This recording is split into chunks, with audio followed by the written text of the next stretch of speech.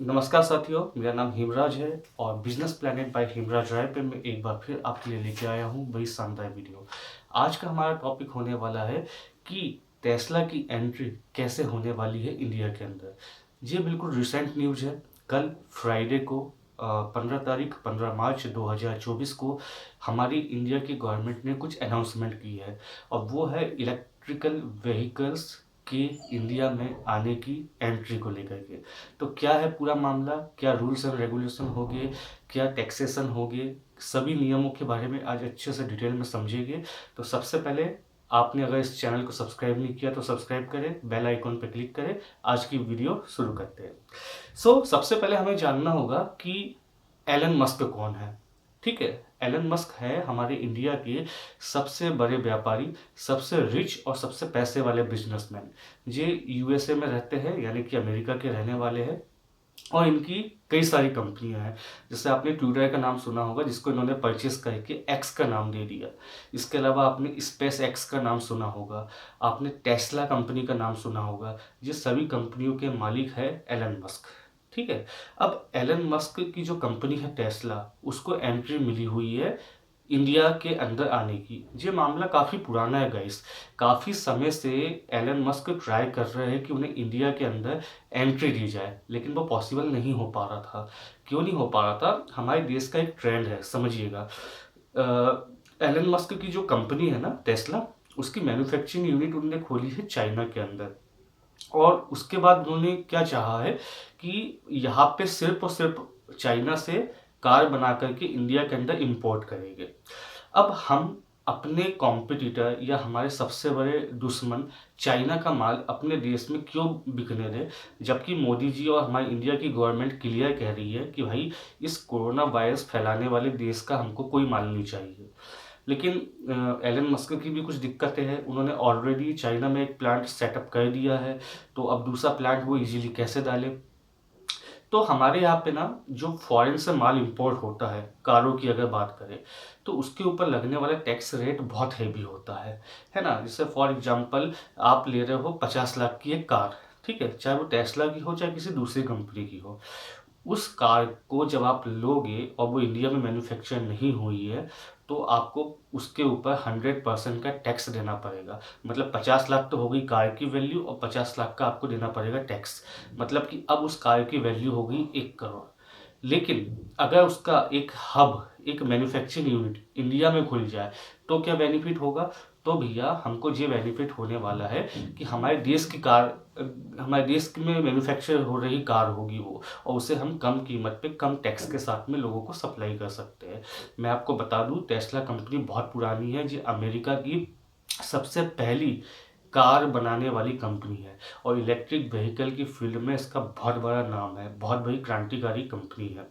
तो अभी क्या हुआ है, कल फ्राइडे को ministry of heavy industries MHI ने एक अनाउंसमेंट की है कि जितने भी इलेक्ट्रिक व्हीकल कंपनी है लाइक टेस्ला, विनफास्ट, किया, स्कोडा, BMW और मर्सिडीज, इन सबको हम एंट्री देने जा रहे हैं। पहले क्या होता था, पहले भी इनकी एंट्री थी, लेकिन अब क्या सिस्टम चेंज हो गया है। पहले इनके साथ में क्या हुआ करता था कि अगर 32,80,000 के MRP से ऊपर की इनकी कारें हैं तो 100% की टैक्स ड्यूटी देना पड़ता था। मतलब 32,80,000 तो इनका प्राइस हो गया और 32,80,000 गवर्नमेंट को टैक्स जाएगा। तो आप लगा लो करीब 65 लाख से ऊपर की हो जाएगी, है ना, अगर कैलकुलेट करेंगे तो, है ना। तो इतनी महंगी पड़ जाती थी। लेकिन अब क्या कह दिया है गवर्नमेंट ने कि आपको सिर्फ 15% का टैक्स देना होगा। कंडीशन सिर्फ इतनी है आपकी कि आप क्या करो, आप हमारे इंडिया में आकर के अपना प्लांट लगाओ, यहाँ पे अपनी मैन्युफैक्चरिंग यूनिट लगाओ। और इसके लिए इंडियन गवर्नमेंट ने इन कंपनीज को जो टारगेट दिया है वो है $500 मिलियन का। जी हाँ, जिसको अगर आप $500 मिलियन को, अभी फिलहाल रुपये की वैल्यू चल रही है लगभग 82 रुपया, है ना, 82 रुपये का $1 है ना। तो डॉलर की कीमत होगी 82 रुपया। तो अगर आप $500 मिलियन को 82 रुपये से मल्टीप्लाई करोगे तो 4150 करोड़ वैल्यू निकलेगी। 4150 करोड़ का वैल्यूएशन का इन्वेस्टमेंट करना होगा इन कंपनीज को हमारे इंडिया के अंदर आकर के अपना प्लांट, अपनी मैन्युफैक्चरिंग यूनिट लगाने के लिए। और वो भी 3 साल के अंदर। तो हम इन पे लगने वाली जो टैक्स ड्यूटी है वो 100% से घटा करके महज 15% कर देंगे।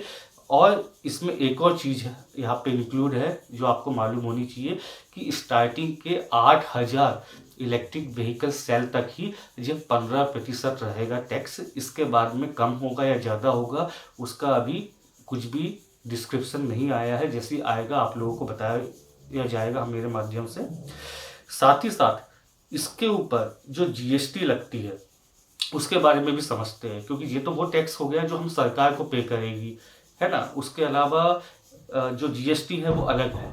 तो पहले क्या होता था, इलेक्ट्रिक व्हीकल पे 12% का जीएसटी लगा करता था, लेकिन अब कंपनी गवर्नमेंट ने उसको रिड्यूस कर दिया है और रिड्यूस करके उसको 5% कर दिया है, और ये हुए करीब 4-5 महीने हो चुके हैं।